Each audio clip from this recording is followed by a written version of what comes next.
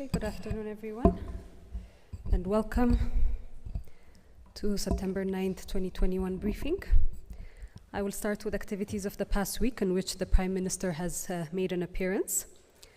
On Sunday, September 5th, this marked the official closing of the Green Legacy season with Prime Minister Abiy Ahmed present, together with cabinet members to preside over the ceremony. As you recall, the Prime Minister's Green Legacy initiative was launched in 2019 as a response to a myriad of environmental challenges with the aim of planting 20 billion seedlings in 4 years. The 2021 planting season was the third round undertaken nationwide, and the total number of seedlings planted in the past 3 years exceeds 18 billion, indicating that Ethiopia has within a 3-year window surpassed each of the yearly targets. I will come back to you at another point in time in terms of the survival rate for the ones that had been planted last year, but overall, the conclusion of this year's planting ended on a very positive note, enabling or catalyzing much more mobilization for the fourth year, which will be upcoming in 2022. Another activity that the Prime Minister had engaged in is 2 visits that had been undertaken. On Tuesday, September 7th and Wednesday, September 8th, Prime Minister Abiy Ahmed traveled with a delegation to Dakar, Senegal and Accra, Ghana, meeting with President Macky Sall and President Nana Akufo-Addo, respectively. The visits and related meetings are a continuation of the ones that have been undertaken over the past weeks in other countries, engaging in discussions centered on bilateral ties and African issues. Moving on to the second part of today's briefing, I will focus on humanitarian response update in the northern part of the country. Per the data received from the National Disaster Risk Management Commission, in Afar, which also comprises more than 500,000 that have been displaced over the past 2 weeks as a result of TPLF's incursions, the federal government and partner, WFP to be specific, are mobilizing resources for the internally displaced persons. And as of August 31st, according to NDRMC, or the National Disaster Risk Management Commission, and WFP, they have distributed together 7,655 quintals of food for 45,000 displaced persons. This food assistance includes wheat flour, rice, pulse oil, and wheat. WFP has allocated 3 rounds of food to be delivered up to October 2021. And a regional emergency coordination center, as had been indicated the last time, is also actively working on coordinating the humanitarian activities within the Afar region. In Amhara region, the IDPs are mainly from Wagamra, North Gondar, South Gondar, and North Wallo zones of the region. Internally displaced persons who have been displaced from different waradas in North Wallo due to TPLF's provocations and attacks, and currently sheltered in Dese town, have reached more than 150,000. As of August 31st, this is the latest data, the NDRMC, the National Disaster Risk Management Commission, and partners have distributed over 23,000 quintals of food for IDPs in Dese town, and more than 140,000 beneficiaries have been reached. 57% of this food assistance has been distributed by the National Disaster Risk Management Commission. The food consists of wheat, flour, rice, corn, soya bean, as a supplement for pregnant women in the area. It also includes oil, pulse, and wheat. 8,600 quintals of food, including wheat flour, corn, soya bean, and rice, have also been dispatched to Wagamra zone of Amhara region for 51,000 beneficiaries. From this, the NDRMC, or the National Disaster Risk Management Commission, dispatched 3,600 quintals. The Joint Emergency Operation, which includes REST, World Vision, CARE, and FH, dispatched 5,000 quintals. An additional 2,000 quintals of food is headed to Sakota Warada of the Wagamra zone. Again, information that I have from NDRMC is that 2,000 quintals of food assistance has also been delivered to IDPs in North Gondar Dabark who have been displaced by TPLF's belligerents in the Amhara region. This assistance is expected to serve up to 13,000 beneficiaries. The government is now working with partners to further coordinate humanitarian response in North Wallo and Wagamra zones and the North Gondar zone as well. Incident command post has been established in Dese town to oversee the humanitarian response in North Wallo and South Wallo, and efforts are ongoing to activate an additional incident command post in North Gondar zone, Dabark town. Within the Tigray region, as of September 4th, 2021, the number of trucks that have entered the Tigray region and reached their destination is 535 trucks, while more trucks are still en route. The WFP has also confirmed that additional trucks had been en route as of the past few days. There are still around 70 trucks that are not accounted for after having entered and delivered humanitarian assistance, because the expectation is that these trucks would come back or remove themselves from the Tigray region, load and return as well. And the reason that I am calling your attention to this is that about 3 hours ago, the terrorist TPLF group have posted a statement online with images showing their fighters on trucks resembling these ones that have been deployed for humanitarian assistance. So I leave the investigation to you. Moving on, humanitarian flights for personnel, cargo, and cash is still ongoing, and movement has been undertaken from Addis to Mekelle through UNHS flights. As of August 31st, 2021, the National Disaster Risk Management Commission has approved for 31 partners to transport a total of 114.2 million birr to Mekelle for their humanitarian operation. Humanitarian partners, the WFP and the Joint Emergency Operation that I mentioned earlier, currently are operating in Tigray and dispatching food to waradas and distributing to beneficiaries. And humanitarian cargo movement continues to be facilitated through Samara to Abala corridor, with the checkpoints that have been now decreased from 7 to 2 to facilitate the ongoing delivery of humanitarian assistance. On a third note, before I open it up to questions, is the continued violence by TPLF. And in the Amhara region, Dabat Warada, in a kabale called Channata Klaimanot, the terrorist TPLF is confirmed to have committed atrocities on an estimated 200 innocent civilians, which includes women, children, elders, and deacons, members of worship establishments. The federal government strongly denounces, in the strongest terms, these targeted killings. While the numbers so far that I have is that an estimated 200 innocent civilians have been targeted, a committee has been established to investigate exactly how many individuals have been killed on the ground. And so these figures may change, but this is the latest figure that I have so far. In recent days, it is to be noted that the terrorist TPLF group has suffered great losses as they are being routed out of the Afar and Amhara regions, and these attacks were retaliatory attacks on innocent civilians. Or loss attacks. The Chana massacre in the Amhara region is an extension of the Maikadra massacre, which has not gained enough international outcry, and committed by TPLF's Samri group that targeted ethnic Amharas in Maikadra and brutally killed over 1,000 civilians in the early days of the conflict. So the same group the government alerted early on in the conflict had fled into neighboring Sudan claiming refugee status, and which had been shot down. These claims or these concerns by the government had been shot down by the international community, accusing the government of being insensitive to the plight of refugees. And yet in the past weeks, TPLF fighters with UNHCR ID cards on them across or outside of the Ethiopian borders have been found within the Amhara region, and UNHCR itself over the past day or so has admitted a decrease in the number of refugees that it could not account for. In TPLF's destruction spree, it is known that they have been pillaging and destroying places of worship, government offices, health centers. The recent and sad destruction is in Sakota, where renowned global athlete Haile Gebrselassie, who had built a school for up to 500 impoverished children in the community, has been completely decimated. This group has been destroyed by the terrorist group, true to the words of their spokesperson, who several weeks ago indicated in an interview that they would take punitive measures in the Amhara region. So these are the updates that I have for you for this week, and I will open it up to questions.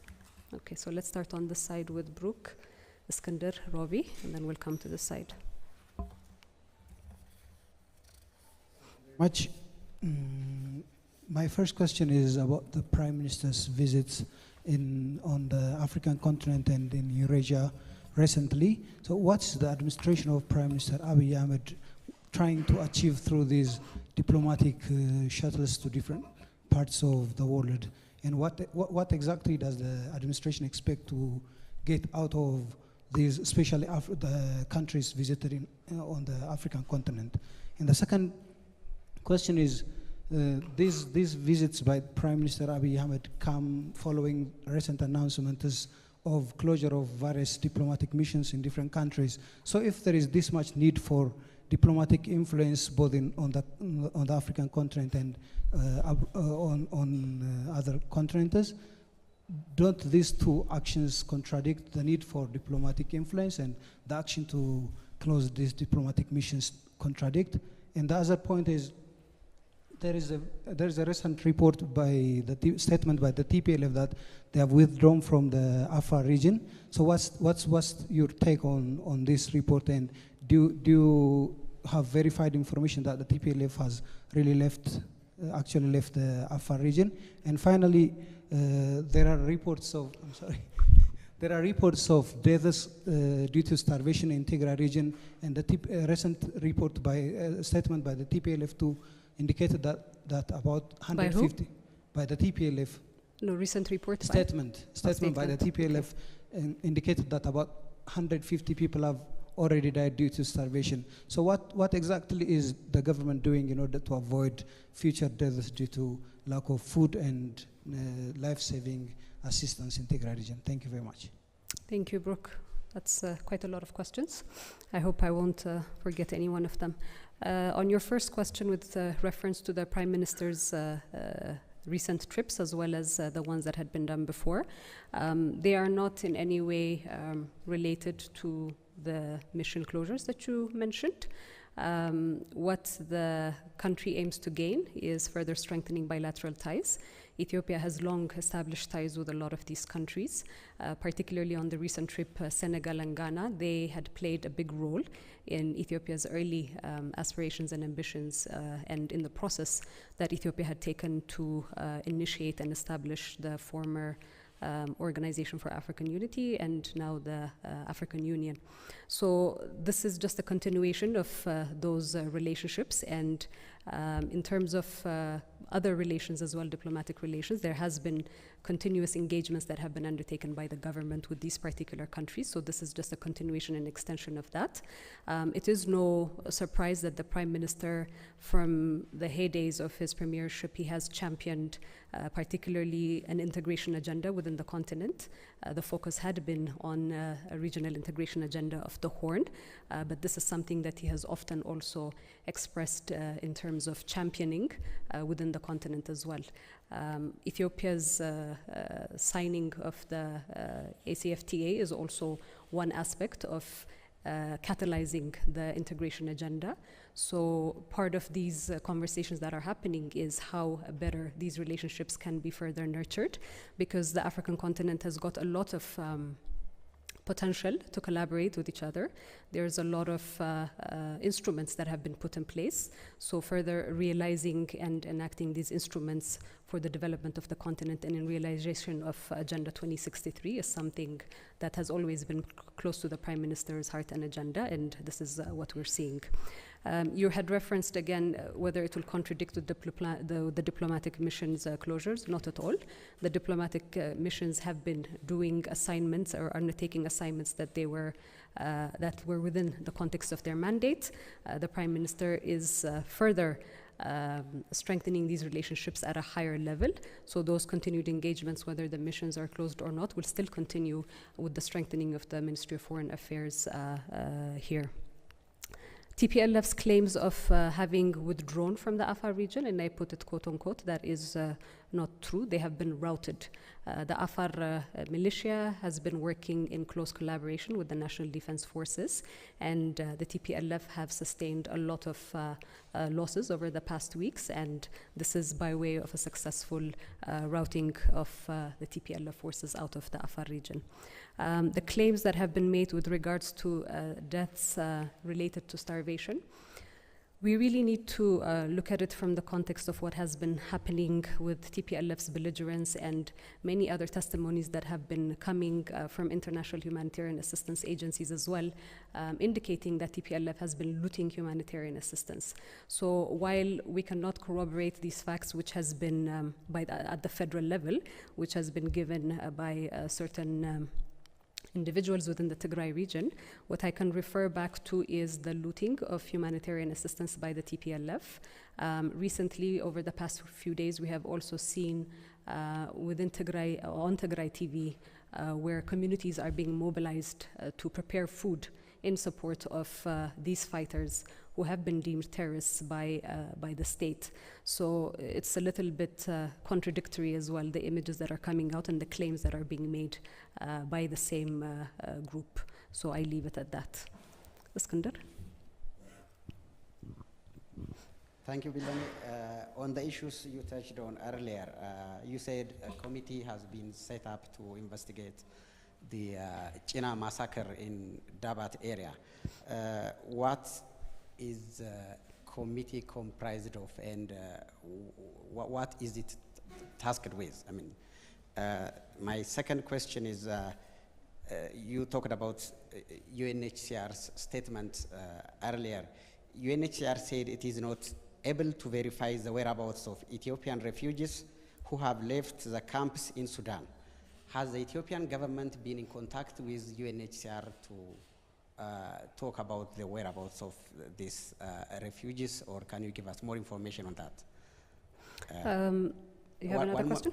Okay, one more question. One last question. Some media reports indicate that Prime Minister Abiy Ahmed has accepted the mediation of President Kiir in the Tigray conflict. Can you confirm that? Thank you very much. Okay. Thank you very much. On your query with regards to the committee that has been formed to investigate the Jana massacre, I was referring earlier that there was a specific number that had been reported, which has been part of my briefing, but the exact numbers would still require further investigation because this is something that happened or that was just discovered recently as well. So this committee, I imagine, I still don't have further details on that. I'll come back to you on that. But what I've been told is that there's leadership on the ground to assess what damages have been sustained within the community further to the information that has already been released. On UNHCR statements as regards to the whereabouts, I just indicated that about a week and a half ago within the Amhara region, the Amhara leadership has also confirmed and shown material evidence that these refugees have actually been found, or some of these refugees have been found within their bodies, showcasing UNHCR refugee ID cards indicating that there are those whose whereabouts has not been confirmed. The Ethiopian government, through the entity that is concerned with these kind of issues, will continue investigating and looking into this matter.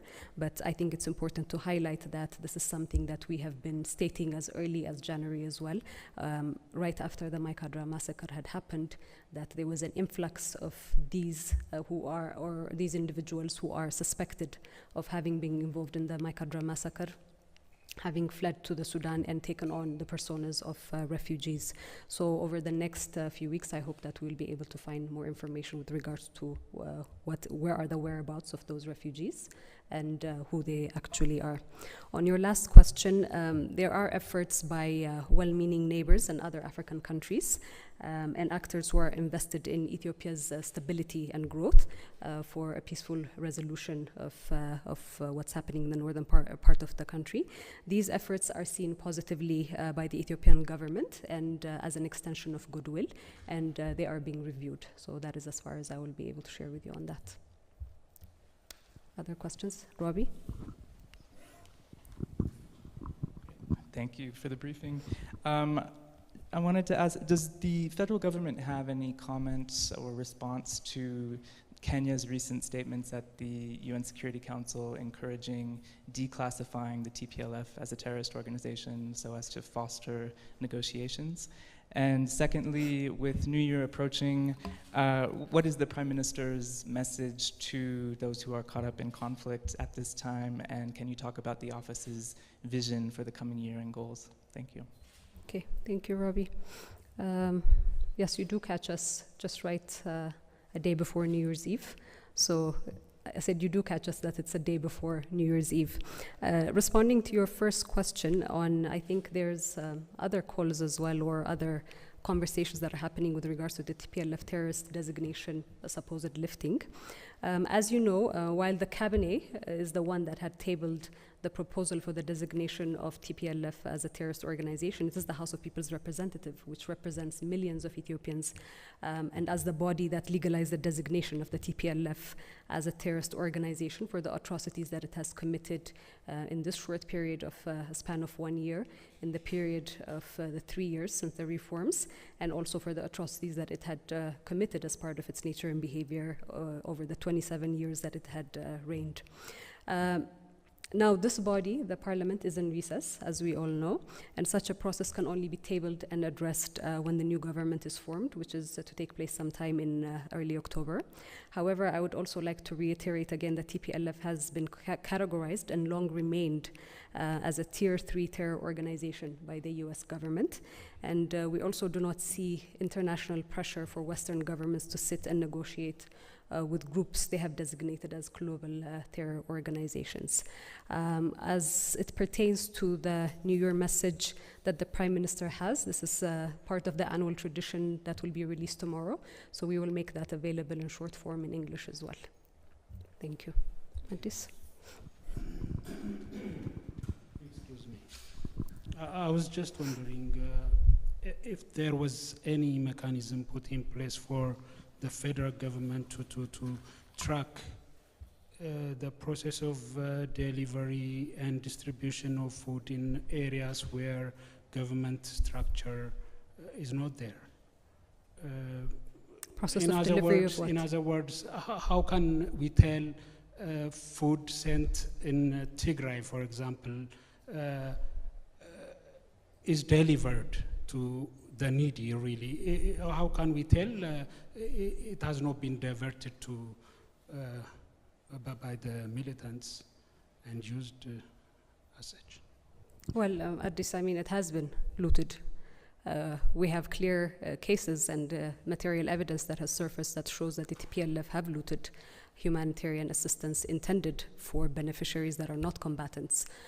Again, the TPLF is having a global outcry saying that the people within the region who are Ethiopian people, and the responsibility of the federal government as well, are not being assisted. Yet we are seeing that there is a routing and that there is pillaging of humanitarian assistance. The USAID has also confirmed this as well.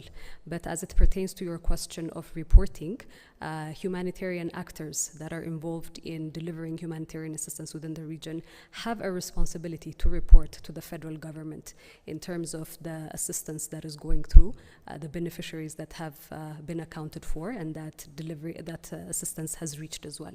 If you recall, about 2 weeks ago in the briefing that we had, one of the challenges that had been put forth by the federal government as it pertains to humanitarian assistance is that these reports are not coming through. So humanitarian actors are not also delivering upon their responsibility to respond or to report to the federal government on these issues. So can we say taxpayers are financing the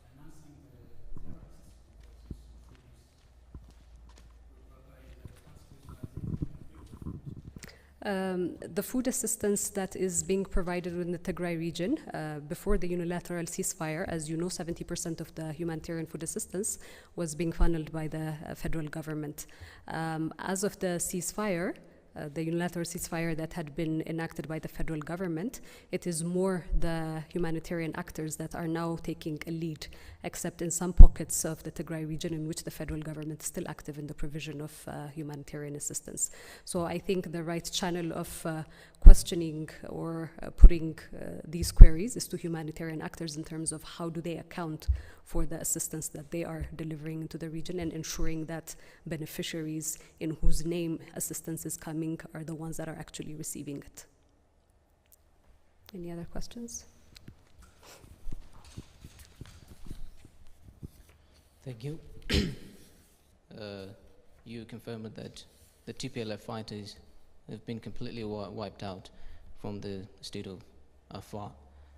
And do you think the areas that are still under the control of the TPLF in the state of Amhara will be freed anytime soon? And what is the government doing to prevent the TPLF fighters from committing atrocities like the China one? And the second question, is there any development regarding the negotiation between Ethiopia, Sudan, and Egypt on GED. We haven't heard anything since the matter was taken to the UNSC. Thank you. Thank you. I'll respond to your first question, which is within the context of the briefing, and leave your second question for follow-up. On the first question, the reports that I have is that the TPLF are not active in Afar region, that they have been completely routed by the collaborative effort of the joint mission of the Afar Regional Forces and the National Defense Forces. As to other operations that are in place to ensure that peace and stability is brought into the Amhara region, and that TPLF is not allowed to continue in its spree of destruction. This is again an operational matter, so I cannot foresee and tell you that by this date this will be done. I would leave it to those that are in active operation to come to the public and specify when it will be. But the ultimate goal of this defensive posture by the federal government through the security sector is ensuring that TPLF does not continue pillaging, TPLF does not continue destroying communities, and its overt attempts to destabilize not only the Amhara region, but by way of other actors, other parts of the country is thwarted. So that's going to be a continued goal of the federal government for the upcoming year as well. If there's not any other questions, then I will leave you with this for today. Thank you.